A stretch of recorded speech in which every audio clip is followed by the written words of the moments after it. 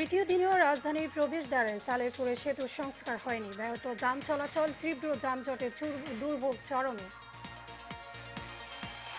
দ্বিতীয় ধাপে ৬০ পৌরসভায় ভোটকাল, কেন্দ্রে কেন্দ্রে পাঠানো হচ্ছে সরঞ্জাম। সুষ্ঠু পরিবেশ নিশ্চিতে নিরাপত্তা জোরদার।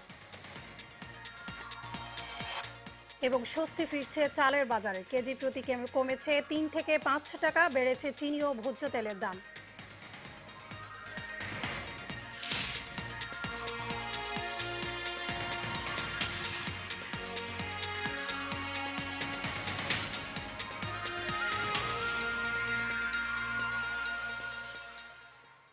স্বাগত এশিয়া নিউজে, সাথে আছি প্রিয়াঙ্কা বসরা। এতক্ষণ শুনছিলেন পার্ক ভিউ হসপিটাল লিমিটেড সংবাদ শিরোনাম। এবারে পুরো সংবাদ।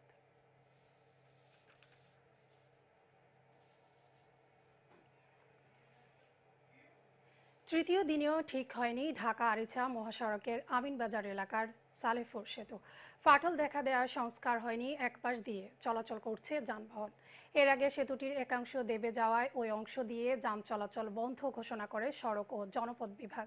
এতে ঢাকা আরিচা মহাসড়কে ঢাকাগামী ও মানিকগঞ্জগামী দুই লেনে তীব্র যানজটের সৃষ্টি হয়েছে। ঢাকাগামী লেনে হেমায়তপুর থেকে সালেপুর ব্রিজ পর্যন্ত যানজটে চরম ভোগান্তিতে সাধারণ মানুষ।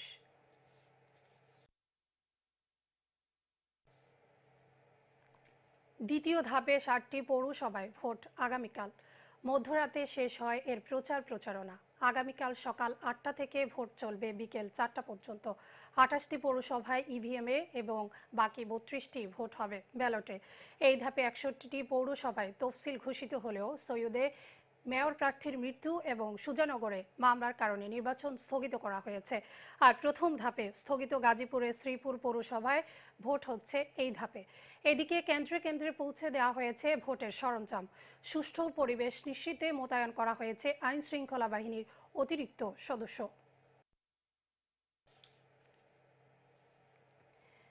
স্বস্তি ফিরতে শুরু করেছে চালের বাজারে। খুচরা পর্যায়ে কেজি প্রতি কমেছে ৩ থেকে ৫ টাকা। এছাড়া হাতের নাগালে সবজি ও মাছের দাম কমেছে, ডিমের দরও। তবে বেড়েছে চিনি ও ভোজ্য তেলের দাম। বিস্তারিত বিপুল দেবরায়ের রিপোর্টে। স্বস্তি ফিরতে শুরু করেছে চালের বাজারে। চাল আমদানির সিদ্ধান্তের পর কমতে শুরু করেছে দাম। প্রতি কেজি ২৮ চাল ৫০ থেকে ৫৫ টাকায়, পাইজাম ৪৮ থেকে ৫০ টাকায়, মিনিকের ৬০ থেকে ৬৫ টাকায়, নাজিরশাইল ৬০ টাকায়, পোলাওয়েল চাল ৯০ টাকায় বিক্রি হচ্ছে। এখন চাউলের দাম একটু কমতেছে আস্তে আস্তে, আগের তুলনায় এখন একটু কমতেই আছে। এখন আমরা বিক্রি করতেছি, সব চাউলের দামই মোটামুটি কমতেছে। এছাড়া হাতের নাগালে সবজি ও মাছের দাম। অধিকাংশ সবজি কেজি প্রতি বিক্রি হচ্ছে ৫০ টাকার কমে। কমেছে ডিমের দরও। আলুর দাম কম, তারপরে মূলার দাম কম, সবকিছুই বেগুন টেগুন যা সবকিছুর দাম কম। সবজির দাম অনেক কমছে এখন, বাজার করেও মজা পাওয়া যায়। সব জায়গায় নৈরাজ্য। এখন নৈরাজ্য কিভাবে কন্ট্রোল করবে, এটা তো অবশ্যই সরকারের একটা দায়িত্ব আমি মনে করি। অ্যাভেলেবেল মাছের কোনো সমস্যা নাই। শীতকালের মতো সব জায়গায় মাছ পাওয়া যাচ্ছে। আমাদের বাজারে সবচেয়ে বেশি কম দামে মাছ পাওয়া যায়। আগের তুলনায় এখন একটু মোটামুটি সহনীয় আছে। তবে বেড়েছে চিনি ও ভোজ্য তেলের দাম। Bipul Debrai, Asian television, Dhaka. Syndicate নিপাত যাক, গণতন্ত্র মুক্তি পাক স্লোগানের সকল সমস্যা মোকাবেলায় Bangladesh association of international recruiting agency বাইরার প্রতিনিধিত্বের জন্য শীঘ্রই নির্বাচনের দাবি জানিয়েছেন সংগঠনের সদস্যরা। এতে সর্বোপরি সহযোগিতা করার আশ্বাস দিয়েছেন এশিয়ান গ্রুপ ও এশিয়ান টেলিভিশনের চেয়ারম্যান আলহাজ হারুনুর রশিদ সিএপি। এ বিষয়ে সম্মিলিত সমন্বয় ফ্রন্ট আয়োজিত আলোচনা সভায় এসব কথা বলেন বক্তারা। বিস্তারিত শফিকুজ্জামানের রুবেলের রিপোর্টে। Bangladesh association of international recruiting agency বাইরার চলমান সংকট ও সমস্যা নিরসন এবং দ্রুত নির্বাচন দিয়ে সঠিক প্রতিনিধি শনাক্তের উদ্দেশ্যেই এই আলোচনা সভার আয়োজন।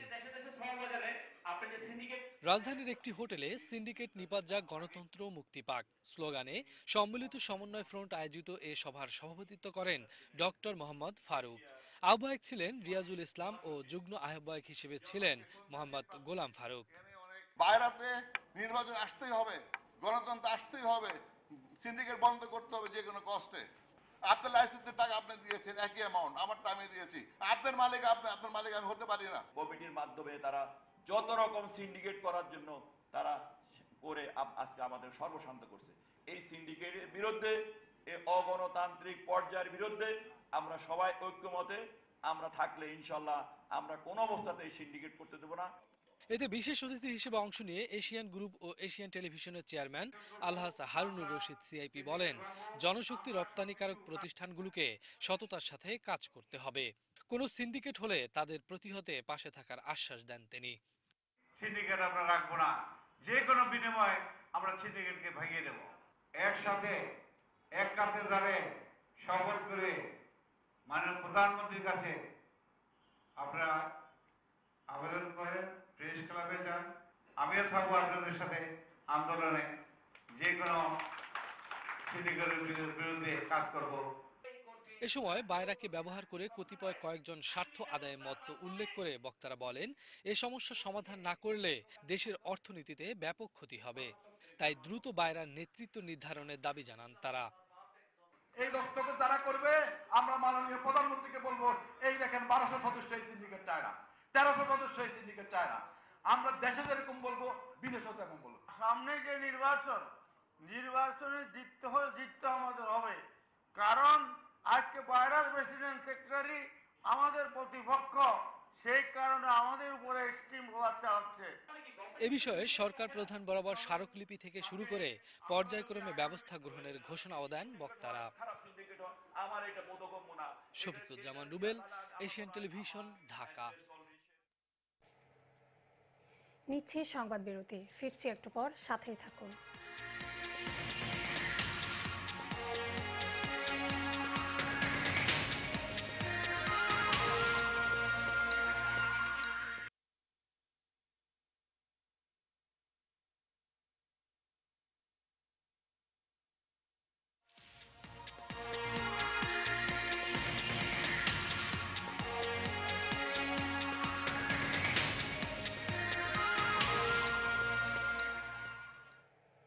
সংবাদ বিরতি শেষে আবারও স্বাগত এশিয়া নিউজের সাথে আছি প্রিয়াঙ্কা বর্ষা। এ পর্যায়ে সারা বাংলা খবর।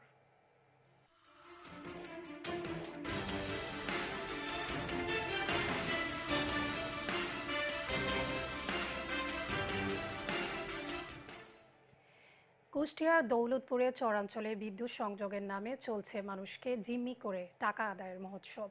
রামকৃষ্ণপুর ইউনিয়নের চেয়ারম্যান সিরাজ মণ্ডলের ক্যাডার বাহিনীর নির্যাতনে আর লুটপাটে সরকারের ঘরে ঘরে বিদ্যুৎ পৌঁছে দেওয়ার অঙ্গীকার নিয়ে উঠেছে প্রশ্ন। দৌলতপুর থেকে সোহানুর রহমান শিপনের রিপোর্ট, জানাচ্ছেন মাজহারুল আমিন শুভ।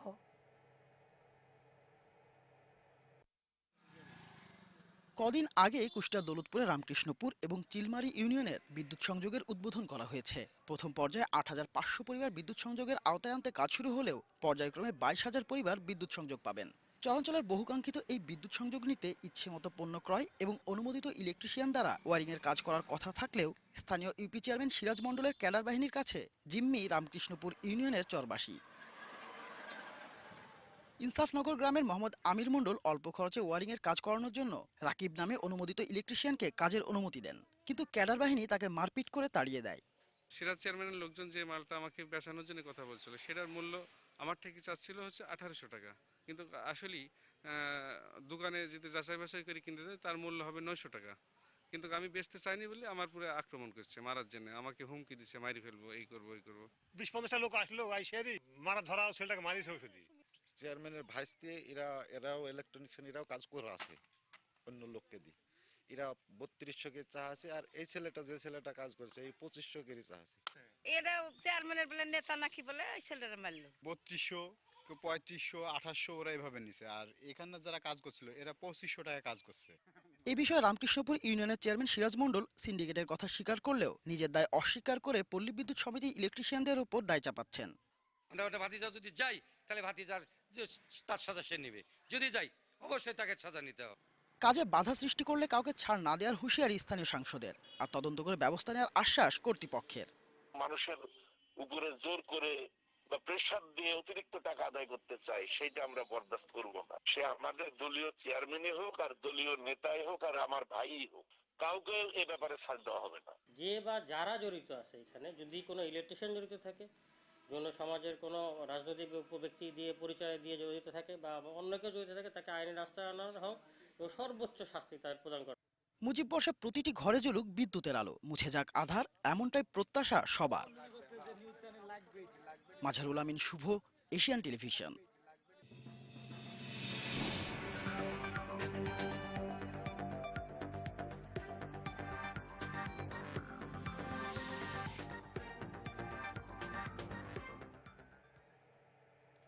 এবার ম্যাক্স হসপিটাল চট্টগ্রাম সংবাদ।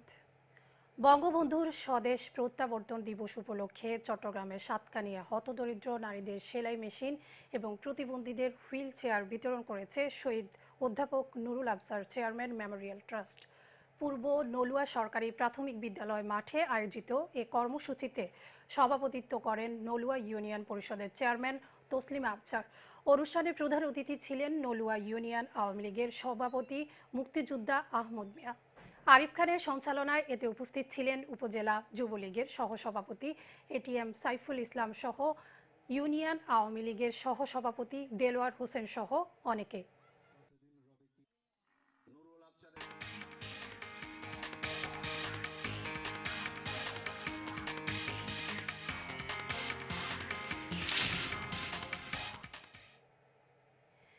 এবার আন্তর্জাতিক প্রসঙ্গ। বিশ্বজুড়ে করোনা ভাইরাসের মৃত্যু ছাড়ালো 20 লাখ, একদিনে মারা গেছে 15,000-এরও বেশি মানুষ। একদিনে 7,40,000 সহ মোট শনাক্ত 9,35,00,000-এরও বেশি। ব্রাজিলে করোনায় নতুন ধরন শনাক্ত হওয়ার পর দেশটিতে বেড়েছে আক্রান্ত রোগীর সংখ্যা। পরিস্থিতি নিয়ন্ত্রণে কোনো এলাকায় জারি করা হয়েছে কারফিউ। এদিকে ব্রাজিলের নতুন ধরন শনাক্ত হওয়ার দক্ষিণ আমেরিকায় দেশগুলো থেকে প্রবেশ বন্ধর ঘোষণা করেছে যুক্তরাষ্ট্র। যুক্তরাষ্ট্রের সংক্রমণে বেড়ে যাওয়ার মধ্যে চলছে টিকাদান কর্মসূচি। এতে নতুন করে সংক্রমণ বাড়ায় 12 গ্রামের 20,000 মানুষকে কোয়ারেন্টিনের আওতায় আনা হয়েছে।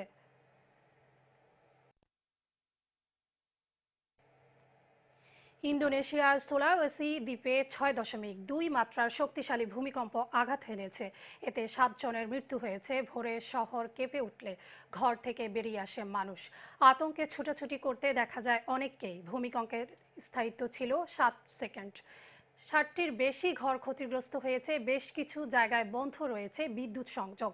দেশটির দুর্যোগ ব্যবস্থাপনা অধিদপ্তর জানিয়েছে ভূমিকম্পের কেন্দ্রস্থল ছিল মাজন শহর থেকে 6 কিলোমিটার উত্তর পূর্বে। এখন পর্যন্ত পাওয়া তথ্য মতে শক্তিশালী ভূমিকম্পের আঘাত মাজন শহর থেকে 6 শতাধিক মানুষ আহত হয়েছেন। পার্শ্ববর্তী প্রদেশ মামুজুতেও হতাহতের খবর পাওয়া গেছে।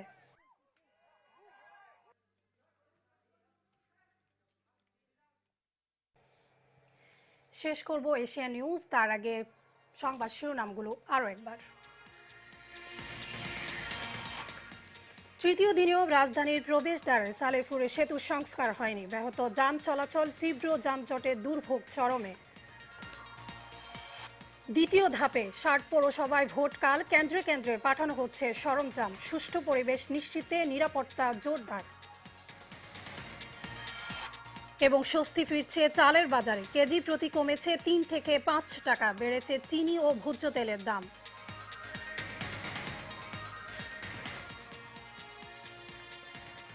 এশিয়া নিউজ এই পর্যন্তই। পরের সংবাদ দেখার আমন্ত্রণ রইল। ধন্যবাদ সবাইকে।